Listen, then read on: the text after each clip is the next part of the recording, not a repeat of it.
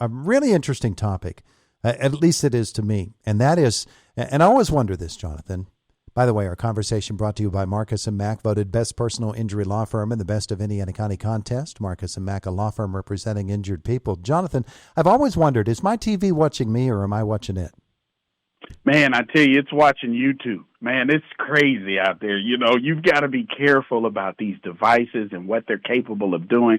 We love that convenience of being able to lay in the bed and change it with an app, but we've got to really look at the settings and the privacy that we have set on these devices. Well, yeah, because it just seems like it would be so easy if, sometimes our imaginations get away from us, but for something that we're taking a look at, we're gazing into, if we're not careful, then it could be collecting data on us, and that's one way of invading our lives. But another way is, and I like the way that I was reading about this earlier this morning too, because I hadn't thought about this.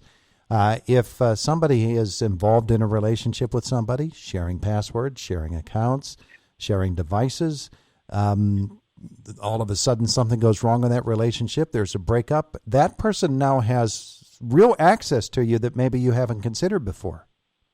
Exactly. That's why it's important to change those passwords up regularly. You can go in your settings in a lot of these apps and really look at what devices are logged in.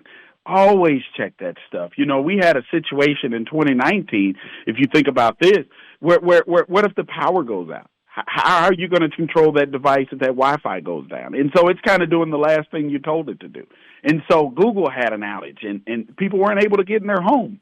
And so you've got to be careful about not just what it's doing and the information it's collecting, but the new criminal who's doesn't wear a ski mask and a crowbar. He's sitting at a computer with a few lines of code, looking in and accessing your devices without you knowing. We hear stories as well about people that have malicious devices that can sit outside your home or outside your car in a parking lot at the local shopping plaza, and when you use your remote, all of a sudden that gives them some sort of way to read it and get data off of it. Is that overblown, or does that actually happen? That does happen. That's why it's important to make sure that you have the up-to-date device.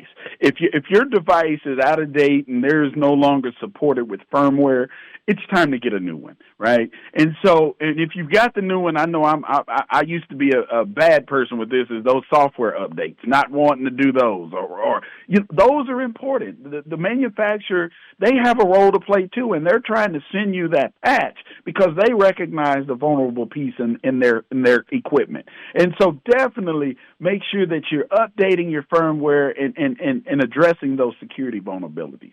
That's interesting that you bring that up, because we do. We tend to look at those and say, no, I'm happy with the way that it is. If I allow it to update, it's going to change something, and it's just going to make it a pain in the butt. Not true, huh? It sometimes it does, and that's because the device is out of date, and I hate it too, but you got to keep up to date, because you want to make sure that you're not being the weak person as you go to one of your friend's house or your parents' house or something like that, where you're connected to their Wi-Fi network, and now you've infected everybody. That doesn't want to be that isn't a good place to be.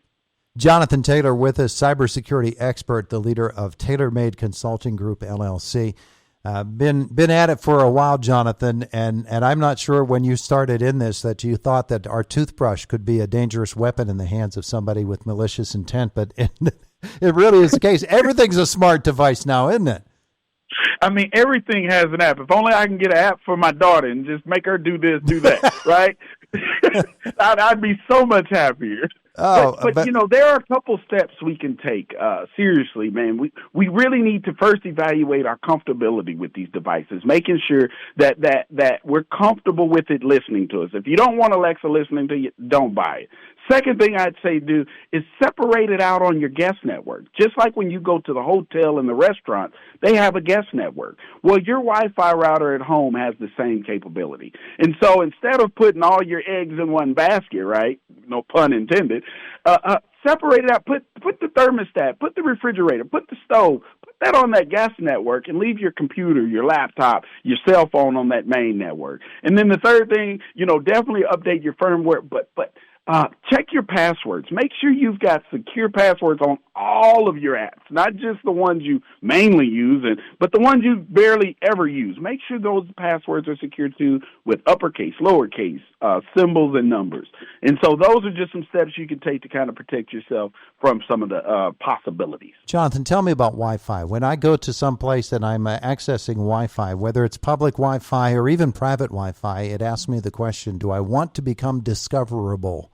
I don't want to be discoverable, do I? No, you don't. But here's the thing. You're still discoverable if you're on an open network, even if you choose not discoverable. It's just, the average person won't see you, but the person with the right understanding and the right critical skills, they'll find you. And so what I recommend there is get you, they've got something called a VPN, a virtual private network. It's a service that you can purchase. That's a software that you download on your phone, your tablet, and what it does is it kind of hides your identity. And so when you're connected on the internet, it doesn't look like you're right there in Pennsylvania. It may make it look like you're in California somewhere or Iowa, that kind of thing. And so virtual private networks are always good to have when you're connecting to unknown networks or networks that aren't your home. Boy, that sort of puts us on better even footing with the guys that want to trick us, don't it? We can trick them. Exactly. Isn't that cool? Yeah. I want to do that. I want to go put myself in a vulnerable position just so I can trick them. No, I don't want to do that. No, don't do that. Don't do that. Hey, Jonathan, where are we going to learn more about you and what you do? Man, you can find us online, definitely at tailormadeconsultinggroup.com. That's TAYLORMADE, consultinggroup.com. Look us up, and we'll be glad to serve you. You work generally with consumers, private residents, or with businesses?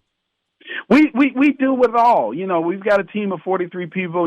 I love staying connected to the people. That's why I do these interviews, man. It gives me my chance to really educate those that may not be thinking the way tech people think. There you go. He's Jonathan Taylor, TaylorMade Consulting Group, LLC. Jonathan, thanks for spending some time with us today. I appreciate it. Thank you. Blessings. Y'all have a good one. You have a great day. It is the voice of Indiana County. It's WCCS 101.1 FM and AM 1160.